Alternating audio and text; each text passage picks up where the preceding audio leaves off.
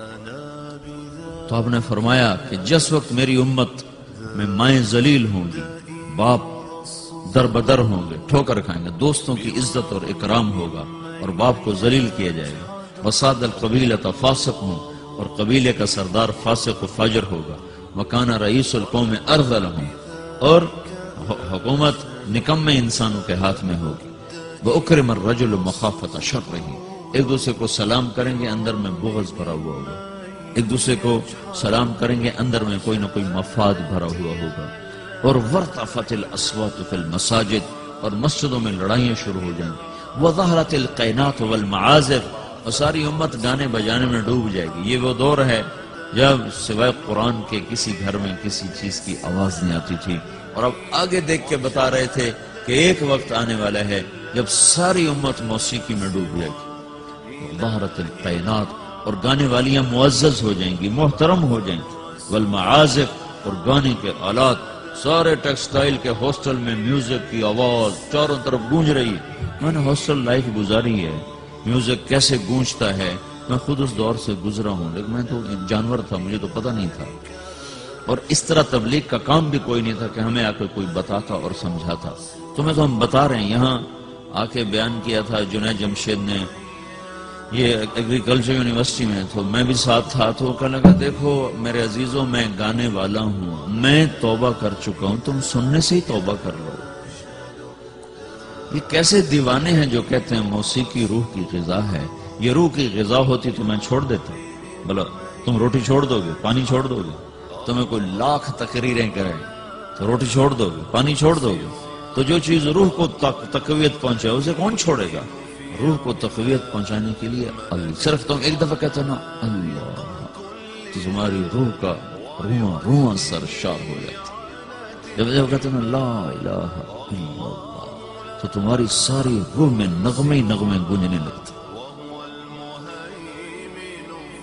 تو اس نے کہا میں گانے والا توبہ کر چکا، تو سننے والی بھی تو توبہ کرو کہ ظہرت القینات والمعازف گانے والیاں معزز، گانے موسیقی عام، وشربت الخمور و شراب پی جائے گی۔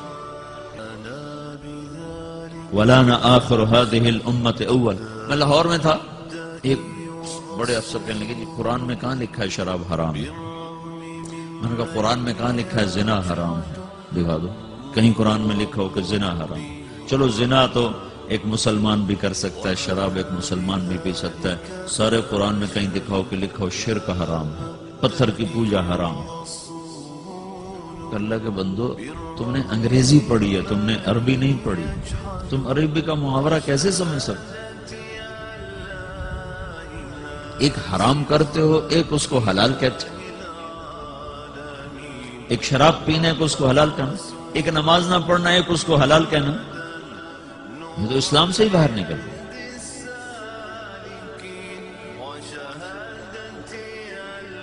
چونکہ ہم مغرب کی طاقتور دعوت سے متاثر ہیں، میڈیا بول رہا ہے، ٹی وی چل رہا ہے، سیڈیز چل رہی ہیں، کتابیں چل رہی ہیں، اور آپ اپنی بنیاد سمجھتے نہیں ہو، آپ کے پاس اپنے دین کے بارے میں کچھ نہیں۔ 95% نوجوان نماز نہیں پڑھتے، جس نماز کو آپ نے کہا جعلت قرۃ عینی فی الصلاۃ، میری آنکھوں کی ٹھنڈک نماز ہے۔ اور حضرت عامر بن عاص رضی اللہ تعالیٰ عنہ مصر کے لڑائی میں امیر تھے، تو انہوں نے عیسائیوں نے پیغام بھیجا جمعہ تمہارا دن ہے، ہفتہ یہود کا دن ہے، اتوار ہمارا دن ہے، پیر کے دن جنگ ہو۔ تو جمعے کی نماز ہو رہی تھی اور انہوں نے بدعہدی کی اور اچانک حملہ کر دیا۔ دوسری رکعت میں کھڑے تھے، پہلی ہو چکی تھی جب عیسائیوں نے آ کر حملہ کیا ہے، پیچھے حملہ ہوا ہے، آگے نماز ہو رہی ہے، اب نماز توڑ دینے کا عین حکم آ چکا ہے، نماز توڑ دو بعد میں پڑھ لو، اور ابھی ان کا جواب دو۔ ایک آدمی نے نماز نہیں چھوڑی، کٹتے رہے، نماز نہیں چھوڑی، اور سرار لشکر عمرو بن عاص خود نماز پڑھا رہے تھے۔ اس ایک رکعت میں 2 صفیں پوری کٹ گئیں۔ سارے مصر کی جنگوں میں 5 برس میں اتنے لوگ شہید نہیں ہوئے جتنے اس نماز کی ایک رکعت میں شہید ہوئے۔ اور تم لوگ صرف اچھے بھلے نمازی امتحان میں نماز چھوڑ دیں گے، پڑھائی کا زور پڑ گیا، پڑھائی کا زور پڑ گیا، پیچھے دھڑ کٹ رہے ہیں، سر تن سے جدا ہو رہے ہیں، اور آگے آدمی نماز میں کھڑا مرنے کو تیار ہو، کتنا دھن جگرا چاہیے اس کے لیے؟ جو قوم یہ تاریخ رکھتی ہو، اسی قوم کی 95% نوجوان نسل سجدے سے انکار کر چکی، تو تمہارا یہ پیسہ تمہیں کیا عزت دے گا؟ تمہاری ٹیکسٹائل تمہیں کہاں پہنچا سکتی ہے جب تم اللہ اور اس کے رسول سے ہی باغی ہو جاؤ گے؟ مال کی کیا بات؟ اللہ نے فرعون کو دے دیا تھا، قارون کو دے دیا تھا، حامان کو دے دیا، آج یہود کو اللہ نے اتنا رزق دیا ہوا ہے، تو کیا اللہ یہودیوں سے خوش ہو گیا؟ شدید ترین عذاب میں مبتلا ہے ہونے والی نسل ہے یہود کی۔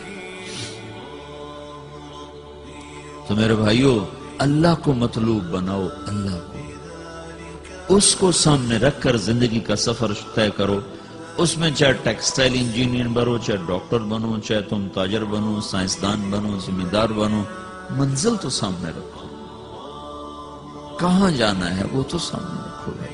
اچانک موت آ جائے کیا پلے ہو؟ ایک بڑی اچھی وہ ماڈرن فیملی کا نوجوان نا کراچی میں تبلیغ میں لگے، داڑھی رکھی، تو ساری فیملی، ان کی لڑکیاں جین پہننے والی، کٹے بال، تو ساری فیملی نے اس کے بعد داڑھی کٹاؤ، داڑھی کٹاؤ، داڑھی کٹاؤ۔ وہ ساری فیملی کا پریشر نہ سہ سکا اور اس نے داڑھی کٹائی، 4 مہینے بعد مر گیا۔ تو اس کا باپ اس کے سرانے کھڑا ہو کے کہہ رہا تھا، اگر مجھے پتا ہوتا تیری اتنی مختصر زندگی ہے تو میں یہ کام تجھ سے کبھی نہیں کرتا۔ رضا لے، ارے بے وقوف، اپنے ہاتھوں سے تو نے اپنے بیٹے کو ہلاک کر دیا۔ زندگی مختصر ہو یا لمبی ہو، طریقہ تو میرے نبی کا چلنے والا ہے۔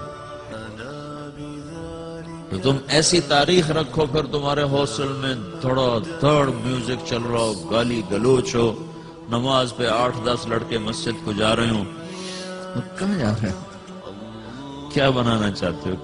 کتنا کو بن جاؤ گے؟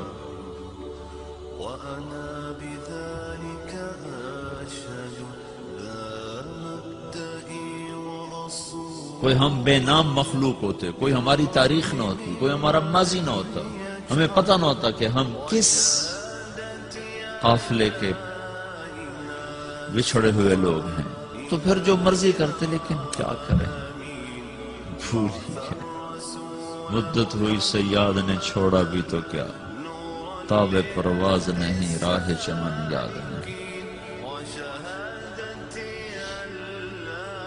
تو بھائیو، ایک بات تو میں یہ آپ سے عرض کرنے دوں کہ دیکھو، یہ زندگی پتہ نہیں کب شام ہو جائے، تو اس میں وہ کرو جو اللہ اس کے رسول کو پسند ہے، اس کو سیکھو۔ یہ تبلیغ، اس کو جہاں تم ٹیکسٹائل سیکھ رہے ہو، تبلیغ اس کو سیکھنے کی محنت ہے کہ میرا اللہ کیسے راضی ہوگا، اللہ کا رسول کیسے راضی ہوگا، ان کے پیچھے میں کیسے چلوں، میری زندگی کی ہر صبح ہر شام اس ترتیب پر چلے، اس کو سیکھو میرے عزیز۔